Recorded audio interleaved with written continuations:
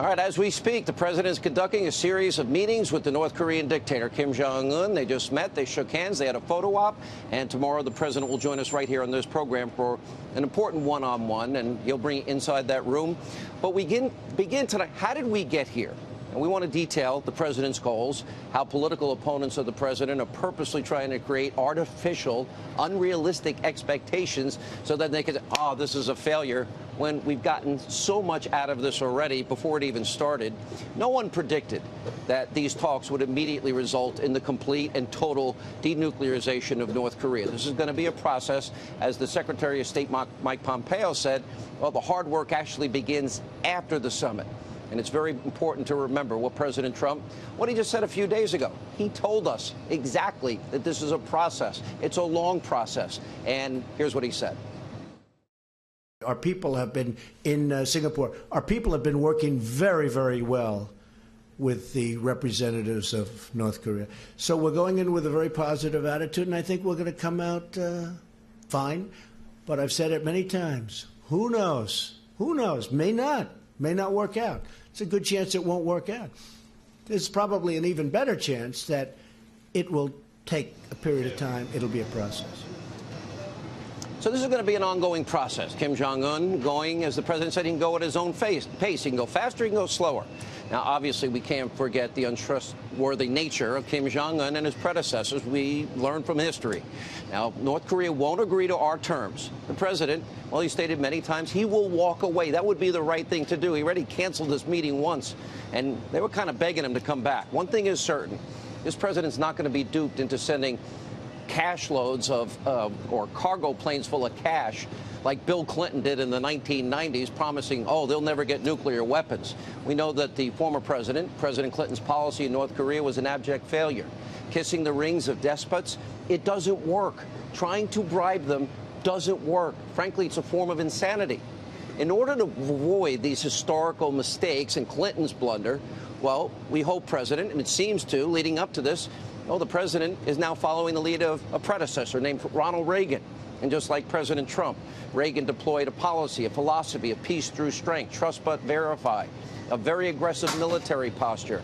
And just like Trump, Reagan had very tough words for America's biggest foe, the Soviet Union. For some of you, you may not remember this, but it's worth learning the lessons of history or we're doomed to repeat the failures. Take a listen. They preach the supremacy of the state, declare its omnipotence over individual man, and predict its eventual domination of all peoples on the earth. They are the focus of evil in the modern world. So in your discussions of the nuclear freeze proposals, I urge you to beware the temptation of pride, the temptation of blithely declaring yourselves above it all and label both sides equally at fault, to ignore the facts of history and the aggressive impulses of an evil empire, to simply call the arms race a giant misunderstanding, and thereby remove yourself from the struggle between right and wrong and good and evil. Right and wrong, good and evil, force of evil, evil empire. It's important to remember President Reagan was not afraid to walk away from the negotiating table. This is very key. Before effectively ending the Cold War, Ronald Reagan, in his 1986 one-on-one talks with Mikhail Gorbachev, without reaching any kind of deal, he walked away in Reykjavik in Iceland. And of course, tonight we have many reasons to be hopeful. Now, already, as I've been saying, in many ways, the U.S. has made more diplomatic progress right here, well, in North Korea or in Singapore than any other previous administration. Kim Jong-un, he dismantled one of his nuclear testing sites. He stopped testing intercontinental ballistic missiles. Remember, he was firing them over Japan, threatening Guam, threatening the entire region, at least temporarily. That was back in December. And he ended all those nuclear tests. He released 3 American hostages. He walked across the DMZ and had friendly talks with the South Korean president, President Moon. And now, for the first time in history, he's sitting down right there as we speak, and without hesitation, without any concessions from the United States. This is a point the media hasn't made. None. Zero. He's given nothing. And we have gotten concessions that nobody predicted. And the president is demanding complete, verifiable, irreversible denuclearization. This is obviously a worthy goal. You care about your kids, your grandkids, you want a safer world. This is a good day for you. At least we have hope. Now, it was primarily achieved. How did we get here? For 2 main strategic reasons. First, President's peace through strength strategy, it works. It works every time. Why don't follow it? I don't know. He sent multiple carrier strike forces to the region. He ramped up military drills. He tightened the screws on an increased sanctions program. The sanctions alone have crippled North Korea's horrible economy. So make no mistake, in North Korea today, their situation is dire. And Kim Jong-un's kingdom deals with widespread hunger and poverty. That is a threat to his power. And by the way, on a scale we're not seeing anywhere else in the world. And as Kim Jong-un comes here, he could take a look at just how beautiful South Singapore is and say, maybe we can do this in my country. Because the North Korean economy is so distressed. Even Kim Jong-un, remember, reportedly needed financial assistance to get a hotel room here in Singapore. I'll let him stay with me if he wants. I'll sleep on the couch.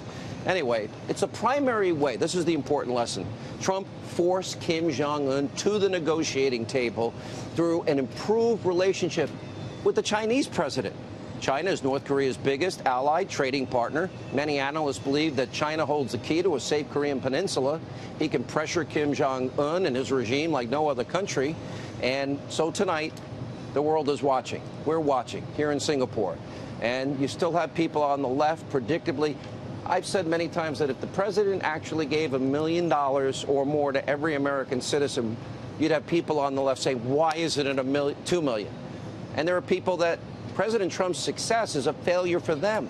In other words, they want these talks to go nowhere. You think the Democrats want the president to do well here? There are people who have been wrong about Donald Trump, our president, every single step of the way.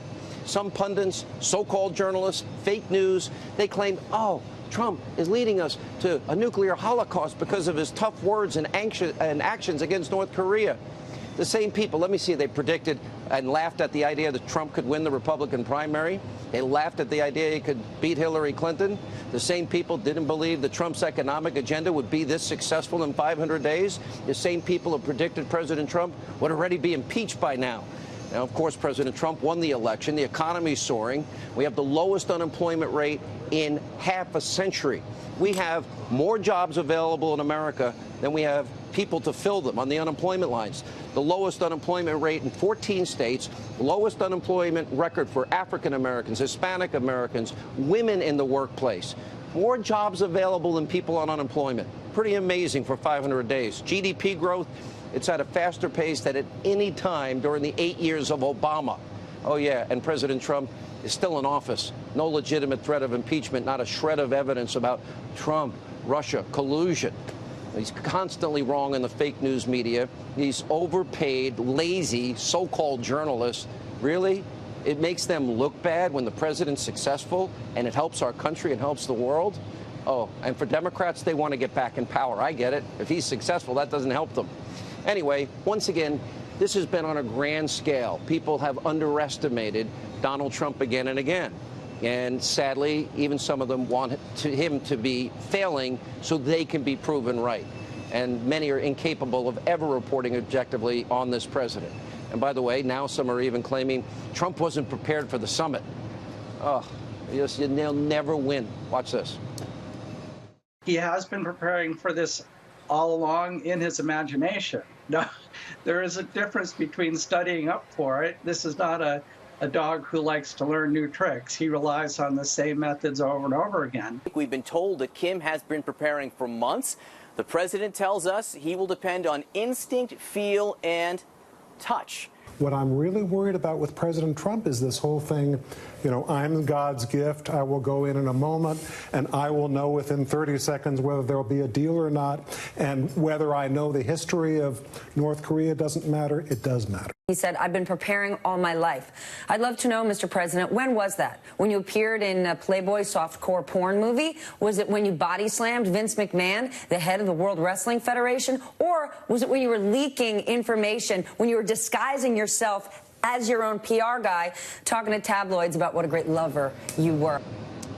It's now so obvious and transparent to everybody where these people are coming from. The president said this is something that you prepare for your whole life. You don't ever stop preparing.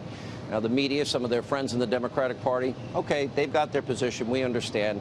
And by the way, if the president succeeds, think about this. Is this good for the world or not good for the world? Good for your kids and grandkids or not good for your kids or grandkids? Anyway, bad news for them. That's sad.